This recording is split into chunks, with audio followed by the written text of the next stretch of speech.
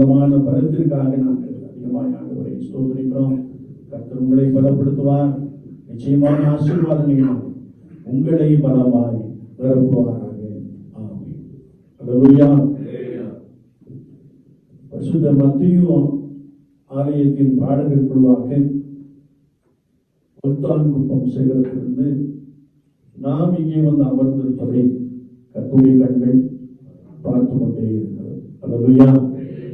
ஒருவேளை ஒரு நல்ல ஒரு இயற்கையான நல்ல சூழ்நிலை, அதிலே கர்த்தரை ஆராதிக்கும்படியாய் ஆண்டவர் இந்த நாளை அருமையான தம்பி ஹவுசன் மூலமாக ஏற்படுத்தி கொடுத்திருக்கிறார்.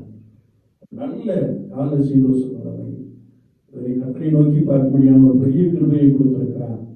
அருமையான தம்பிக்காக, சகோதரிக்காக, பிள்ளைகளுக்காக ஆண்டவரை ஸ்தோத்திரிக்கிறேன். அருமையான தகப்பனுக்காக ஆண்டவரை ஸ்தோத்திரிக்கிறேன். திருச்சபையிலே இவர்களை கொண்டு இன்னும் பெரிய காரியங்களை செய்யும்படியா ஆண்டவர் எடுத்து பயன்படுத்துவாராக. ஆமென். அல்லேலூயா. ஒருவேளை நாம் வேதத்தை திருப்பிக் கொள்ளுகின்ற பொழுது கர்த்தருடைய வார்த்தை சொல்லுகிறது, கர்த்தரை கெம்பீரமாய் இல்லையா, ஆராதனை என்று வருகின்ற பொழுது பாடகர் குழு என்பது மிகவும் முக்கியமானது ஒன்று, இன்றியமையாதது கிடையாது. ரொம்ப முக்கியமான ஒரு பகுதியாக வேதத்தின் அடிப்படையிலே நாம் தெளிவாக அறிந்து கொள்ள முடியும். வேதத்தில் அநேக சம்பவங்களை நாம் பார்க்கின்ற பொழுது, பாடுகின்ற பொழுது தேவ பிரசன்னம் தேவ ஜனங்களை தேவனுடைய ஆலயத்தில் என்ன செய்கிறது, நிரப்புகிறது.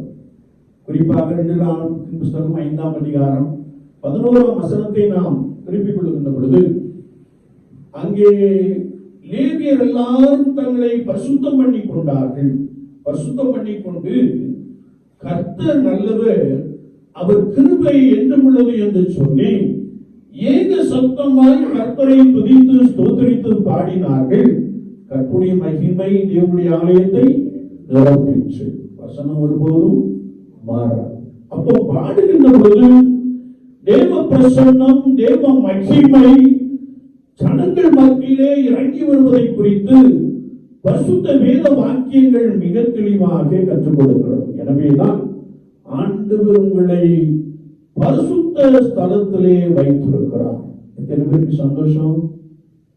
ஜனங்கள் எல்லாம் உட்கார்ற இடத்துல உட்கார்ந்திருக்காங்க. ஆனா ஆண்டவர் உங்களுக்கு ஆராதனை விசேஷமான ஒரு இடத்தை கொடுத்திருக்கிறார். அது பரிசுத்த ஸ்தலம். அந்த பரிசுத்த ஸ்தலத்திலிருந்து தேவனுடைய நாமத்தை நீங்கள் பாடுகின்ற பொழுது, நீங்கள் துதிக்கின்ற பொழுது, நீங்கள் ஸ்தோத்திரிக்கின்ற பொழுது ஆலயம் முழுவதும் தேவ பிரசன்னம் பலமாய் இறங்கி வருகிறது. கர்த்தருடைய வசனம் சொல்லுகிறது, கர்த்தருடைய ஆவியானவர் எங்கே உண்டோ அங்கே விடுதலையும் உண்டு. பரிசுத்த ஆவியானவர் இறங்கி வருகின்ற பொழுது நிறைய பேருக்கு என்ன கொடுக்கிறாரா? விடுதலையை கொடுக்கிறார். நாம் வாசிக்க கேட்டேன். அப்போஸ்தலர் நடவடிக்கைகளின் புத்தகம் 16ஆம் அதிகாரத்தை நாம் திருப்பிக் கொள்கின்ற பொழுது, அங்கே பவுலும் சீலாவும் தேவனை துதித்து ஜெபம் பண்ணி தேவனை துதித்து பாடினார்கள். சூழ்நிலை என்னவென்றால், நன்றாய் அடிக்கப்பட்டு நன்றாய் காயப்படுத்தப்பட்டு அவருடைய கால்கள் கரங்கள் எல்லாம் கட்டி வைத்திருக்கப்பட்ட அந்த சூழ்நிலையிலே அவர்கள் நடுராத்திரியிலே ஆண்டவரை நோக்கி என்ன செய்தார்களா? பாடி துதித்தார். ஒருத்தர் வாசிக்கலாமே, அந்த அப்போஸ்தலர் 16:25 நாம் சத்தமா வாசிக்கலாம். நடுராத்திரியிலே பவுலும் சீலாவும் ஜெபம் பண்ணி தேவனை துதித்து பாடினார்கள். காவலில் வைக்கப்பட்டவர்கள் அதை கேட்டுக் கொண்டிருந்தார்கள். வேதம் சொல்லுகிறது, நடுராத்திரியிலே பவுலும் சீலாவும் ஜெபம் பண்ணி தேவனை துதித்து பாடினார்கள். சூழ்நிலை அவர்களுக்கு சாதகமாக இல்லை. ஆனால் கர்த்தரை துதித்து பாடினார்கள். கர்த்தரை துதித்து பாடின பொழுது அங்கே நடைபெற்ற சம்பவம் என்னவென்றால், அவர்கள் ஆண்டவரை துதித்து பாடின பொழுது தேவ மகிமை தேவ பிரசன்னம் அங்கே இறங்கி வந்தது. அங்கே ஒரு அசைவு உண்டாயிற்று என்று வேதம் சொல்லுகிறது. அல்லேலூயா. அல்லேலூயா. நீங்கள் கர்த்தருடைய மகத்துவங்களை சொல்லி பாடுகின்ற பொழுது, கர்த்தருடைய நாமத்தை துதித்து பாடுகின்ற பொழுது, கர்த்தரை ஸ்தோத்திரிக்கின்ற துதிக்கின்ற பொழுது ஆவியானவர் சில காரியங்களை செய்து கொண்டே இருக்கிறார். வேதத்தை நாம் வாசிக்கிறோம், அங்கே சடுதியிலே ஒரு அசைவு உண்டாயிற்று. கர்த்தருடைய வார்த்தை சொல்லுகிறது, காவலில் வைக்கப்பட்டவர்கள் பாடலை என்ன செய்தார்கள்? கேட்டுக்கொண்டிருந்தார். இல்லையா? காவல்குடம் என்பது மிக பரந்த இடமாக காணப்படலாம். திருநெல்வேலியில் எடுத்துக்கிட்டோம்னா சில ஏக்கர்ஸ் இருக்கும் இல்லையா? ஆனா இவங்க சிறைச்சாலையில் இருந்து பாடுகிறார்கள். அங்கே இருந்த எல்லா கைதிகளும் என்ன செய்தார்கள்? கேட்டுக்கொண்டிருந்தார். அப்ப எப்படி பாடியிருப்பாங்க? சத்தமாய் பாடியிருப்பாங்க இல்லையா? நமக்கு நல்ல ராகங்கள்லாம் இருக்கு இல்லையா? அதை ஆவியானுடைய ஒத்தாசையோடு கூட சத்தமாய் பாடிக்க கூடும். எனவே எல்லாரும் கேட்டுக்கொண்டிருந்தார்கள். கர்த்தருடைய வார்த்தை சொல்கிறது, இவர்கள் ஆண்டவரை பாடி ஜெபம் பண்ணி துதித்து பாடி பாடி துதிக்க கர்த்தருடைய வார்த்தை சொல்லுகிறது, எல்லாருடைய கட்டுகளும் கடந்து போயிற்று. அல்லேலூயா, அல்லேலூயா. நீங்கள் பாடுகின்ற பொழுது கட்டுகளோடு கூட வருகின்ற ஜனங்களுடைய கட்டுகள் என்ன செய்யணும்? ஆமென். நிறைய பேர் நிறைய பிரச்சனையோடு வருவாங்க இல்லையா? வருத்தத்தோடு வருவாங்க, எதிர்பார்ப்போடு கூட வருவாங்க. ஆனா நாம் ஆண்டவருடைய நாமத்தை பாடி துதிக்கின்ற பொழுது பரிசுத்த ஆவியானவர் அவர்களுக்குள்ளே ஒரு பெரிய விடுதலையை கொடுக்கிறார். பாரங்கள், சுமைகள், கவலைகள் எல்லாவற்றையும் என்ன செய்கிறார்? நீக்கி போடுகிறார். எல்லாருடைய கட்டுகளும் கலந்து போயிற்று. மாத்திரமல்ல, அவர்களை காத்துக் கொண்டிருந்த அந்த காவல் அதிகாரி அவர்களை பார்த்து, ஆண்டவன்மாரே, ரட்சிக்கப்படுவதற்கு நாங்கள் என்ன செய்ய வேண்டும்? ரட்சிக்கப்படுவதற்கு நான் என்ன செய்ய வேண்டும் என்று கேட்கிற ஒரு வார்த்தை. கர்த்தருடைய வசனம் சொல்கிறது, அவனும் அவனுடையவர்களும் ஞானஸ்நானம் பெற்றார்கள். அல்லேலூயா. என்னை கேட்டுக்கொண்டு இருக்கிற என் அன்பு சகோதரர்களே, சகோதரிகளே, நாம் ஆண்டவருடைய மகத்துவங்களை சொல்லி பாடுகின்ற பொழுது ஆண்டவர் அநேகருக்குள்ளே விடுதலையை கொடுக்கிறார். குறிப்பாக அதிகாரிகளுடைய இருதயத்தை என்ன செய்கிறாரா? அசைய பண்ணுகிறார். அங்கே ஒரு பெரிய எழுப்புதல் உண்டாயிற்று. அங்கே ஒரு பெரிய மனமாற்றம் உண்டாயிற்று. ஒருவேளை அந்த அதிகாரி அந்த நாட்களிலே இயேசு பெரியவர் என்று சொல்லியிருக்க கூடும். ஏன்னா அவன் எல்லாரும் ஓடி போயிட்டாங்கன்னு சொல்லி தன்னைத்தானே என்ன செய்யலாம்? மயத்துக்குள்ள ஆயத்தப்பட்டான். உனக்கு கெடுதி ஒன்றும் செய்யாதே, நாங்கள் இங்கே இருக்கிறோம். இந்த வார்த்தையெல்லாம் அவன் கேட்ட பொழுது மெய்யாகவே இவர்கள் தேவனுடைய பிள்ளைகள் என்று சொல்லி ஆண்டவருடைய நாமத்தை மகிமைப்படுத்தி இருப்பான்.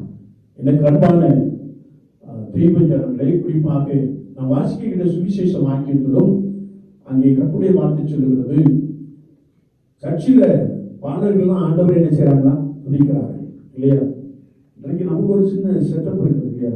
என்ன செட்டப்னா, ஆராதனையா அமைதியா ஆராதனை பண்ணிட்டு என்ன செய்யணும்? வந்துடணும் அப்படின்னு இருக்கு. அது என்ன சொல்றதுன்னா சிஸ்டம் இல்லையா? முறைமை இல்லையா? ஆராதனை முறைமை இருக்கிறது, நல்லதுதான். நம்ம பைபிள்ல சொல்லப்பட்டிருக்கிற ஆராதனை எல்லாம் ஏக சத்தமாய் துதித்து பாடினார்கள், கம்பீரமாய் பாடினார்கள். பாடின பொழுது ஒரு பெரிய விடுதலை கிடைத்தது. சிறு பிள்ளைகள் ஆண்டவரை பாடுகிறார்கள். எதுக்காக பாடுறாங்கன்னா, இயேசு செய்த அதிசயத்தையும் அற்புதங்களையும் கண்டார்கள், ஒருவருக்கு பார்வை கொடுத்தார், இதெல்லாம் அவங்க பார்த்தாங்க. ஆண்டவர் என்ன செய்தார்கள்? துதிக்க ஆரம்பித்து விட்டார்கள். அல்லேலூயா. ஆனா இந்த ஒரு கூட்டம் பார்த்து கொண்டே இருக்கிறது. இயேசுவை பார்த்து கேட்கிறார்கள். இவர்கள் சொல்லுகிறதை கேட்கிறீரோ என்று கேட்டார்கள். இயேசு என்ன சொன்னார்? ஆம், கேட்கிறேன். அப்போ ஆலயம் என்பது பாடுகின்ற சத்தத்தினாலே நிரம்பி இருக்கின்ற ஒரு இடம். ஒருவேளை இந்த காலகட்டத்தை நாம் பார்க்கின்ற பொழுது கர்த்தரை ஆர்ப்பரிக்கின்ற இடம், கர்த்தரை ஆர்ப்பரிக்கின்ற இடம். அவர் செய்த எல்லா நன்மைகளை எண்ணி, அவர் நடத்தி வந்த பாதையை எண்ணி நாம் கர்த்தரை ஆராதிக்கின்ற ஒரு இடம். கூட தம்பி கூட எனக்கு ஒரு நல்ல சாட்சி சொன்னாங்க இல்லையா? அதெல்லாம் ஆலயத்துல ஆண்டவர் செய்த செயல்பாடுகளை எண்ணி துதிக்கின்ற ஒரு இடம். அப்படிப்பட்ட ஒரு பெரிய கிருபையை ஆண்டவர் உங்களுக்கு நிறைவேற செய்திருக்கிறார், வைத்திருக்கிறார். எனவே தான் அநேக பாடல்கள் குழுவினர், ஒருவேளை பாடல்கள் குழு தலைவர்கள் அதற்காக செபித்து ஒரு பிராக்டிஸ் என்னும் ஆயத்தத்தை எடுத்துக்கொண்டு பலமாய் செயல்படுகின்ற ஒரு அனுபவத்தை நாம் என்ன செய்கிறோம்? நிச்சயமா பார்க்கிறோம். அநேக இடங்களிலே கர்த்தருடைய ஆவியானவர் பெரிய விடுதலையை கொடுக்கிறார், பெரிய ரட்சிப்பை உண்டு பண்ணுகிறார், பெரிய சமாதானத்தை கொடுக்கிறார், ஒரு புதிய அனுபவத்தை என்ன செய்கிறாரா? கொடுக்கிறார். அப்பேற்பட்ட ஒரு பெரிய கிருபையை நீங்கள் பெற்றிருக்கிறீர்கள். நீங்கள் தொடர்ந்து ஆண்டவருடைய நாமத்தை கர்த்தருடைய ஆலயத்திலே பாடுகின்ற பொழுது ஒன்றை மாத்திரம் நினைத்துக் கொள்ளுங்கள். பாடகர் குழுவினர் பாடுகின்ற பொழுது தேவ பிரசன்னம் இறங்கி வருகிறது. கர்த்தர் ஜனங்களுக்குள்ளே விடுதலையை கொடுக்கிறார், ஜனங்களை ஆசீர்வதிக்கிறார், அவரை நடைபெறுவதற்கும் வேண்டிக் கொள்வதற்கும் மேலான நன்மைகளான என்ன செய்கிறார்?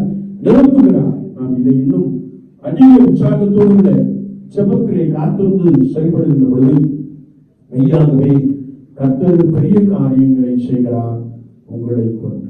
ஆமென். ஒரே ஒரு சம்பவத்தை மாத்திரம் நான் சொல்லி ஆசைப்படுகிறேன்.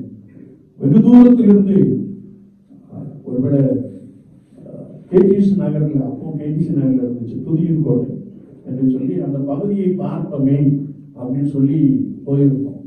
போய் பின்னாடி உட்கார்ந்துட்டோம். அது ஒரு பெரிய இடம், பின்னாடி உட்கார்ந்துட்டோம். அது ஒரு சனிக்கிழமை. ஒருவேளை நீங்க பாஸ்டர்லாம் இன்னைக்கு நிச்சயம் முடியாது, பார்க்கவே முடியாது என்று சொல்லிவிட்டார்கள். ஏன்னா பாஸ்டர் அங்க அந்த ஆராதனை குழு தலைவராக அங்கே இருந்தார். நான் பிராக்டிஸ் கிட்டத்தட்ட ஒரு 2 மணி நேரம் என்ன செய்தது நடந்தது. ஞாயிற்றுக்கிழமை ஆராதனைக்கு பாடுவதற்காக ஒரு 2.5 மணி நேரம் அவங்க பிராக்டிஸ் பண்ணிட்டு இருந்தாங்க. நாங்கள் 2.5 மணி நேரம் பின்னாடி தான் என்ன செய்யணும், உட்கார்ந்து கொண்டே இருக்கோம். ஏன்னு சொல்றோம் அப்படின்னா ஆயத்தம் இல்லையா? ஆயத்தப்பட்டு ஆண்டவருடைய நாமத்தை துதிக்கின்ற பொழுது மெய்யாகவே கர்த்தர் ஜனங்களுக்குள்ளே விடுதலை கொடுக்கிறார். அப்படிப்பட்ட ஒரு பெரிய கிருபையை பாடகர் குழுக்களை என்ன செய்திருக்கிறார்? ஆண்டவர் வைத்திருக்கிறார். தொடர்ந்து பாடுங்கள், தொடர்ந்து கர்த்தருடைய நாமத்தை உயர்த்தி பாடுங்கள். கர்த்தர் உங்கள் மூலமாக திருச்சபையிலே ஒரு பெரிய விடுதலை உண்டாக்கட்டும். உங்கள் மூலமாக திருச்சபைக்குள்ளே ஒரு பெரிய அற்புதங்கள் நடக்கட்டும். உங்கள் மூலமாக தேவ ஆவியானவர் பலமாய் கிரியை செய்கின்ற ஒரு பெரிய தயவை நாம் ஜனங்கள் பெற்றுக் கொள்ளட்டும். கர்த்தர் அப்படிப்பட்ட ஒரு பெரிய அனுபவத்தை இன்னும் நமக்குள்ளே நிறைவாய் கொடுப்பாராக. ஆமென்.